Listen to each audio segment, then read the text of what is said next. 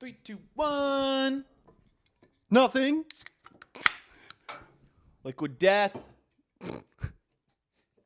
Sponsor me, bitch. I'm allowed to have one this time because All right, guys. it's a special occasion. It's a special occasion. It's official. Karl and I are viral sensations. We truly are. If you supported us since day one, unfortunately, you're going to have to get gone. We don't appreciate you. We don't appreciate care. you. Nope. We're fine without you. Yeah, we have to change our brand image. So all those who, liked our podcast before, just, you can like it in silence, but please keep quiet. Do not, don't post about it on social media. Don't tell your friends. Yeah, It's not doing us any good. You're We're fine on our own. Yeah, you're giving us a bad look. But to all the new people who are here, it's so good to have you. So happy for your support. Yeah.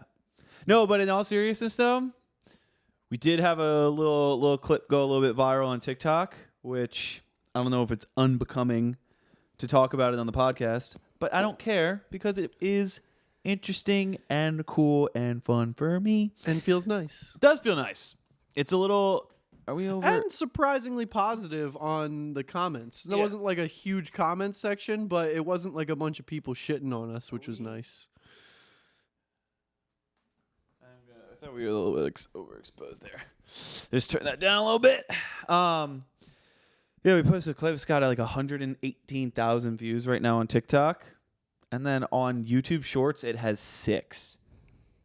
Legit 6. They're all working together, bro. It's a balancing act. And then fucking Instagram is like 150. Like, period. 150 views. And then the other one's like 118,000. It's interesting how fucking TikTok, man. What a fucking platform. Yeah. I've got a trifecta here. Have you ever heard about the drink trifecta? How it's like good for your mental health throughout your day? You have a fun drink, you have your caffeine, and you have water. Yeah, it's like I don't think that they meant fucking beer in the middle of the day, but I think they meant like apple juice, but I think they call them drink goblins. It's like when your girlfriend's a drink goblin and you have like a seltzer, a caffeinator, and a hydrator. I'm a drink goblin for sure. Yeah. I am sometimes. I drink a ridiculous amount of seltzer. If I was at home throughout the day, I would always have like each thing constantly, You work at a coffee shop. Yeah, There's but plenty of drinks to have in a coffee shop. I'm on my feet a lot, and I'm serving people constantly. If I have a cup of coffee, it most of the time sits and gets cold before I get to finish it. You don't have a Topo Chico to wash away the bad taste in your mouth? Chug water. Interesting. Every now and again. I don't know. I mean, I drink a bunch of coffee when I first get in. Not that matters because I have to taste it every day, and then after that, it depends. We also found out that we found out something about Corona. We didn't find out. We just found out through pondering. We think that Corona is the ultimate beer. Like if you had to choose. This was a great conversation. All I right. forgot about this. So here was the question. And I'll ask it to you, beautiful people at home. If you had to choose one alcohol to drink for the rest of your life, like you could only have that one specific brand / kind of alcohol, what would it be? And we sat there and we thought about it for a while.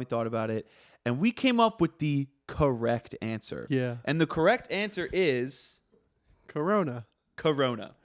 Because here's why. First off, There's a spectrum. There is a spectrum that all alcohol falls in between. And one end, which you can appropriately assume is like getting hella fucked up, partying, going crazy. Is this an appropriate thing to have?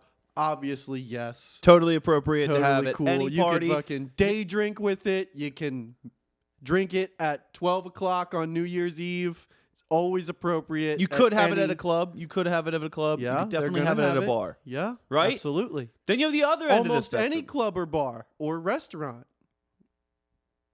Then you have the other end, which is arguably the harder one to figure out. And it's what can you drink at a funeral party? Mm-hmm. And because, sometimes there's social drinking where, everyone's having a little beverage and you want to have one. Yeah. But then Formal events. If you were at a a party for a funeral and someone has a cooler and there was a Corona in there, you could be, you could just loosen your tie and you could crack that Corona. No one's going to bat an eye. But if you go to a funeral party and you pull out tequila soda, you're fucked. You're a crazy person. You're acting inappropriately. Fuck you. And see, the thing that's great about Corona is that it's cheap. It's honestly shitty, but it's classy because it comes in this bottle and everybody kind of likes it. And it's a little bit better than like your normal light beers. You can't crack open a fucking Coors Light at a funeral reception. That's inappropriate. You're garbage. There's certain funerals where that would be appropriate. If there's like folding tables. Yeah, but blanket funeral is not okay. Yeah. I think Corona is the most acceptable alcohol in all, like, name one situation. Okay, like obviously there's situations where alcohol period is not welcome. Say an elementary school classroom. Say driver's ed. AA meeting. Driver's ed. All of these things, you can't have any alcohol. But any situation where there is alcohol allowed, I think Corona is going to be universally accepted. I will also say that, like, there is the argument that, like, okay, but if you're getting fucked up, you could, like, drink anything and it's appropriate. But Corona's got legs, dude. You can drink a lot of Coronas and not get sick of them. What are you going to do? Drink fucking 10 martinis? Some people will, but you're crazy. Like, have a fucking Rona, dude. If you're trying to go to a party and you're trying to get a little loose, I mean, yeah, you can have, like, 6 to 10 of these and you'll be all right. Yeah. I mean, you'll be fucked up, but you'll be all right. Fucking bar mitzvahs, orgies, goddamn everything, bro. You know what you can't drink 10 of? What? Like, you can't drink 10 whiskeys, period. And, like, I mean, I've been there, and you know what happens. Do you like mezcal? I know you had some. I'm getting over it. I went through a phase where I was drinking it neat. Like mezcal at a bar, like a fucking psychopath. Why did you do that? It wasn't good. For fun. But it wasn't good. No, it wasn't. Why do you do that to yourself? Because it's cool. To be cool. You know what my manager told me, though? It's all right in a cocktail. I bet a margarita would be all right. It tastes like fucking butane, bro. It doesn't go well in anything because mezcal's gross. However, apparently, when you mix it with, like, spicy shit, like you put tahini into it, it changes the flavor profile. And my manager was telling me he likes to drink mezcal straight while munching on hot Cheetos. He says it, like, is really fucking good. Interesting. Well, we have a bottle of it still. Let's try it out. That thing's like fucking 2 years old. It's fucking mezcal, bro. The shit sucks when you open it brand new. Who gives a shit? It's like fucking opened and used. I know we have some things planned, but I kind of have a little funny story from work that I wanted to tell you. Is it going to be funny? Am I going to roll off my floor? I'll roll off my... I don't think there's anything I could say that could get you to roll off of your chair, but it's kind of funny. You want to hear it? It's nice. How long is it? It's 2 seconds. All right, it's like a minute. All right, go ahead. There's this guy. He's I'm trying to get my waiter chat up. You know how Colin's like a great waiter because you're like, well, how's it going? Oh, it's a birthday. What are you, fucking 30? And she's obviously like 50. Yeah. What is this, your sister? Yeah. Customer service voice. Yeah. So I've been saying this new thing because people have been traveling for the holidays and they're out of town. So I've been seeing a bunch of regulars the past couple of weeks that haven't been in for a while. And my new line is like, where have you been? I was checking the obituaries for you. This didn't go very well for me. I fucking had this one guy. He's a really nice guy. And he laughed at it at the end of the day. But I was like, dude, where have you been? Like, I was checking obituaries for you and everything. And he goes, oh, I had to get out of town. My dad died. I was like, I am sorry that I said that.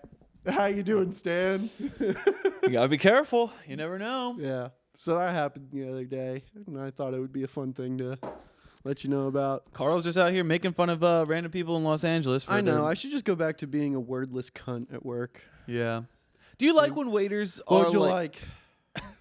Do you like when waiters are a little more, because there's two different types of waiter that are good waiters. There's the one waiter who's just like super chill, and you're like, hey man, could I get blah blah blah blah blah blah please? And he goes, yeah, dude, yeah, totally. All right, guys, yeah, like we'll get you anything else. All right, cool. Just give me a call if you need anything. Right, that real chill, that chill server. Or then you have the all right, guy. What do you rather? Chill. You rather chill? Yeah. I mean, I don't mind like enthusiasm, but like, don't try to be like the center of attention. Like, if I'm ready to tell you what I want, like, chill out and listen. I'm not talking about people like putting on a fucking stand-up bit. Yeah, I know, but sometimes they just like really like want to get in all the words that they've planned out that they're gonna say. Yeah. Like, but I don't mind when people are like really nice. That doesn't bother me. I don't like it when you're nice to me. What do you think about those restaurants? Those like, it's called like Dick's or whatever. Like all the fucking waiters are really mean to you, and they like put a bag on your head and like write like stupid cunt or something. You know what I'm talking about? I've never been to one. I know I've never been to one either, but like you've seen them and you like know of the concept. Yeah. What do you think about that?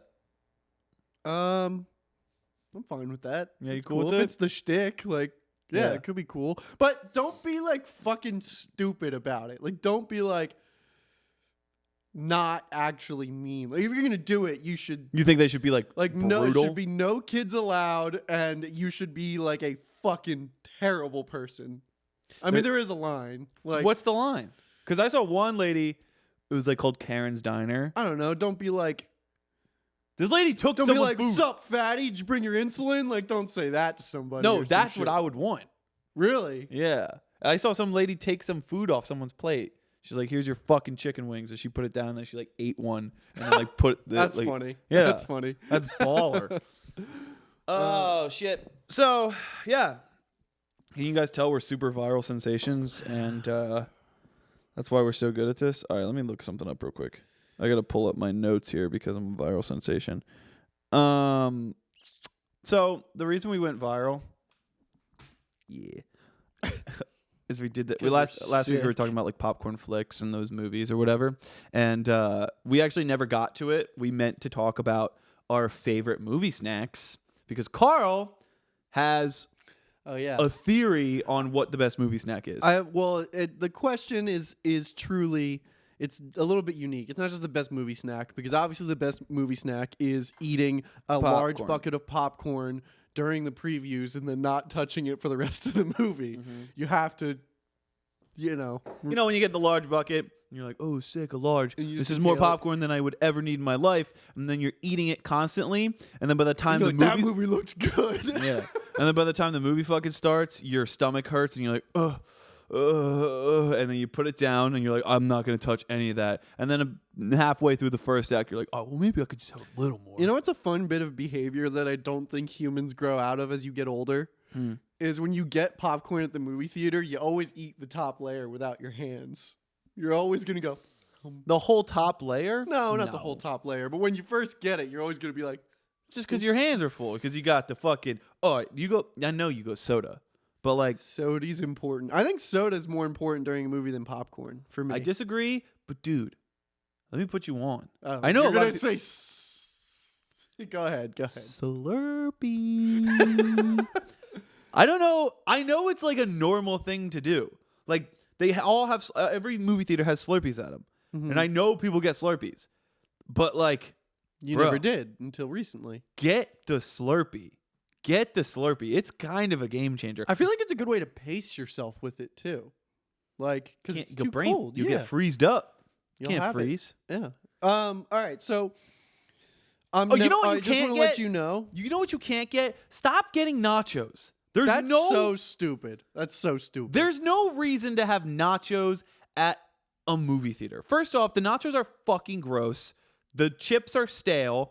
And when you get like nachos or like a hot dog or like all of those things, it holds up the fucking line.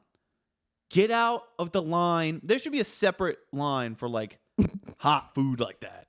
Like nachos and hot dog people. I agree. I don't. I mean, a hot dog. I've never gotten a hot dog. I would totally fucking slap a glizzy or two in the movie, but if I'm extra hungry. I wouldn't. I don't. But know I if would never substitute that for popcorn. Like I'm always gonna get popcorn if I'm feeling truly like a fat piece of shit. And maybe I'll get a hot dog and a popcorn someday. I don't know. All right, so. Oh, I also want to say I'm never gonna get a Slurpee at the movie. Why? I don't know why. I'm not saying you're stupid for it. I just I'm don't not. think I ever I'm will. right. But it's the best movie drink. I just like a sody, bro. I just like a sody. All right, so I think that I'm sorry. The question was, what is the best non-conventional movie snack? So, anything that they offer at concessions, you can't say. Like, what are you going to sneak in yourself, or if you were allowed to bring your own food in, what would be the best snack for you to bring? I guess I'll say mine because I think it's a fucking genius idea, and I'm probably going to do it the next time I go to a movie, is you got to get some sort of fast food pizza joint, whatever your favorite fast food pizza joint is, Little Caesars, Papa John's, Pizza Hut, Domino's, whatever, the day before. You go fast food pizza on this? Anyway, continue. Actually, it doesn't matter. You're I'll right. let you You're finish right. your You're point. right. Well, out here, I figure yes. Because Los Angeles sucks at fucking pizza. But it doesn't matter. No, it does matter. But yeah, and then you fucking have a little leftover pizza. It's individually wrapped, or maybe two fucking facing each other in some tinfoil, and you just fucking sneak a couple slices in with you, and you unwrap the tinfoil and have some cold leftover pizza at the movie. There's a debate out there as to whether or not cold pizza is even good, but I'm not even going to let you people have a say in the matter. Cold pizza is fucking amazing, and also would be an excellent movie snack. I think you would agree. I would agree, and let me just point out, it's important to realize that cold pizza is just as good, however different than regular pizza. And I'm just gonna put everybody on real quick. A lot of people talk about like leftovers, specifically like maybe if it's cold leftovers, cold pizza, cold Chinese takeout. Let me put you on real quick. If you haven't ever just eaten a cold, wet burrito, can't just be a burrito from Chipotle. The wet burrito and or chimichanga. David is on to something important, bro.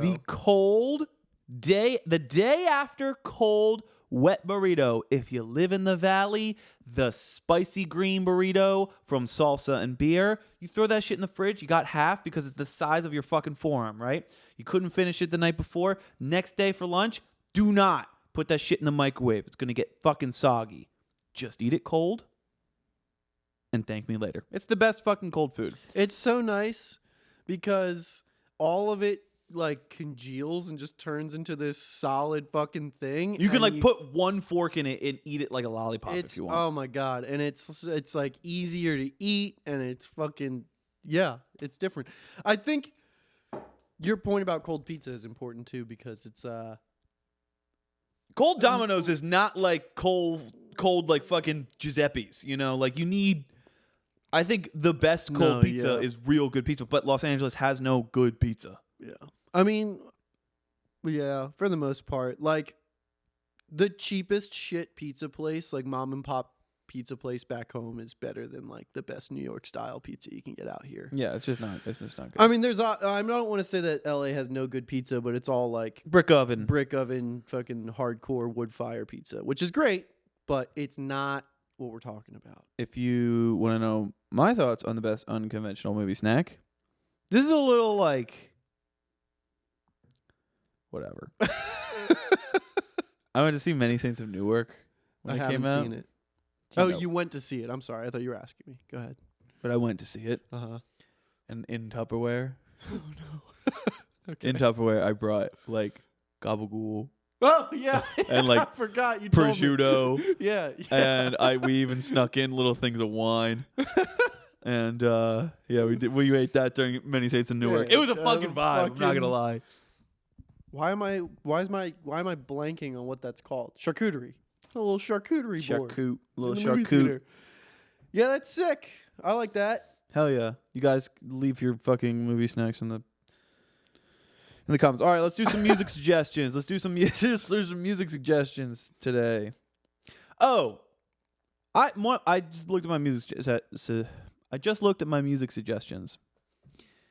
Last episode we were talking about like bad movies. Like sometimes you watch a bad movie because it's funny and it's like so bad it's good and entertaining. And I was like, there's not many other art forms that have that capability where it's so bad that it can be entertaining. Like you're never gonna be like, I mean, like maybe there is, like, dude, like this book sucks. You gotta read it. You know, like there's none of that. And then like music, it's a lot harder to find something you're like, yo, this is so fucking bad. You have to listen to it. I guess that's kind of how I feel about like maybe like Nickelback. People like, oh, it's so bad, but like sometimes you put on a little Nickelback and you're like, yeah. Yeah, but I don't think people started shitting on Nickelback until after their heyday. You know what I mean? It was more of like a, how the fuck did we think that this was good at one point? But Yeah. they were like #1 artists, you know? Yeah. Like people shit on Limp Bizkit too, but Limp Bizkit goes hard as fuck, dude. Yeah, and you're right. There's also like a subset of people that like and love Nickelback for who they are, or like Imagine Dragons or whatever. But no one, I mean, maybe there are. No one's like, yo, the Velocipaster is truly good cinema, or like Rubber is truly good. But well, a lot of people in our comments seem to differ on that point. So They- we're like, I love Velocipaster. I'm so glad you guys brought this up. We're like, I think they mean like they love it like the way people love like Rubber, yeah. which is like it's a So- ridiculous fucking movie. But I thought, and I think I found somebody that is bad music, but good. Do you have Is one? it the snare drum solo guy on Instagram? No. I got beef with that guy. I'm not a fan of that. Art is subjective, and I subjectively don't like it. No. If you haven't heard of this guy, his name is Wesley Willis. I And haven't heard of him. You haven't heard of this guy? Mm-mm. Wesley Willis, he was a schizophrenic street performer, and he ended up writing and recording a bunch of songs, and he's basically like getting out it's therapeutic to his schizophrenia, right? To write and record these songs. And when you listen to the songs, it sounds like he has like a Casio keyboard, and he like presses play on like the preset drum loop and will play and write lyrics to these songs. My personal favorite of all of Wesley Willis's songs is Cut the Mullet. You know Cut the Mullet. Oh, yeah. Rock and Roll McDonald's. That's all Wesley Willis. And I mean, a lot of people know those songs, like especially Rock and Roll McDonald's, because I think it was Cut the mullet.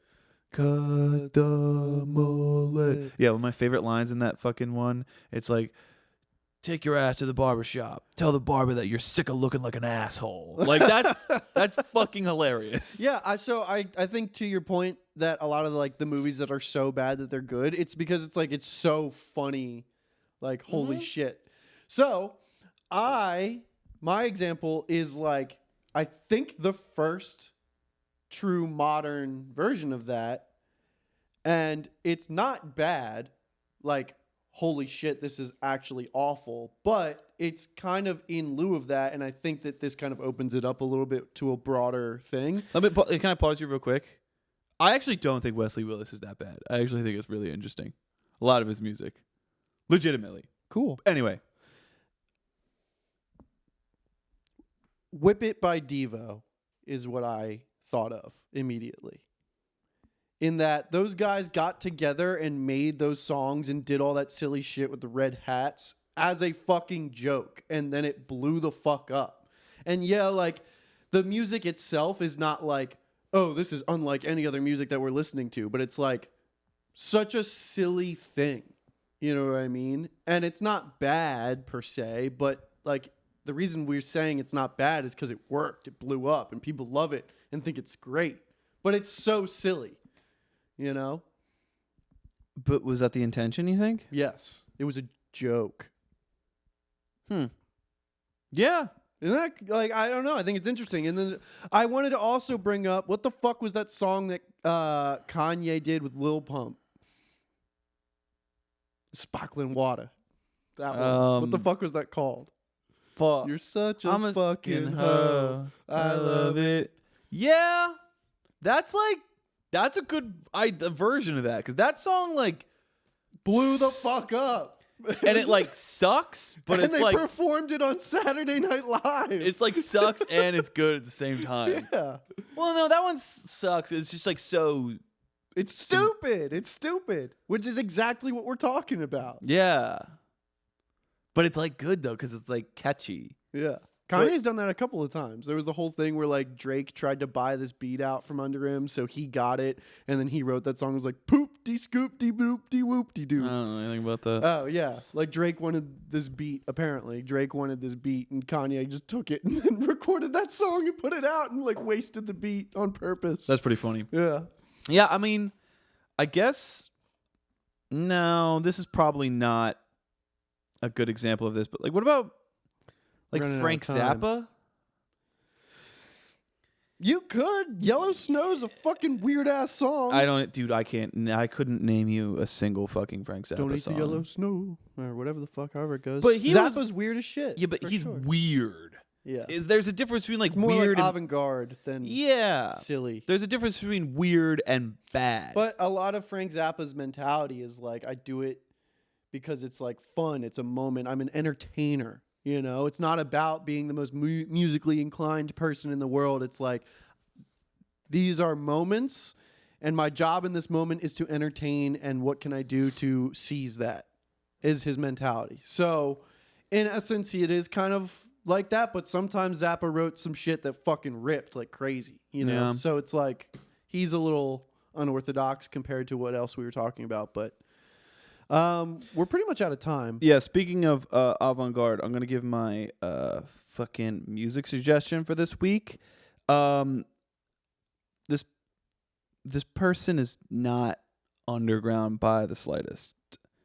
She's got like 1 million monthly listeners. But Courtney Barnett, she has a song called Avant Gardener, and I heard that love song. that fucking song. You know that song. And he looks ambivalent. Yeah. Probably wondering Mhm. what I'm doing, getting in an ambulance. Like, doesn't really It's grown rhyme. on me a lot. I like that song a lot. It's like a story. It's just a story about this girl having like asthma attack and having to go to the hospital. All right, let me say mine. It's gonna shut off. Mine is called Gronlandic Edit by Of Montreal. It's just a fucking little dance bop. You like Of Montreal? I've been getting pushed them the past couple of months. I've been listening a little bit more. Interesting. All right. Thanks for listening. We love you. Thanks for helping us. Thanks, TikTok. And hey, Liquid Death. Next time you're at a funeral, Yeah. All right. Corona, the official sponsor of all funerals, and Liquid Death, the future sponsor of the Nobody Loves You podcast. All right. Hopefully. See you, everybody. love y'all.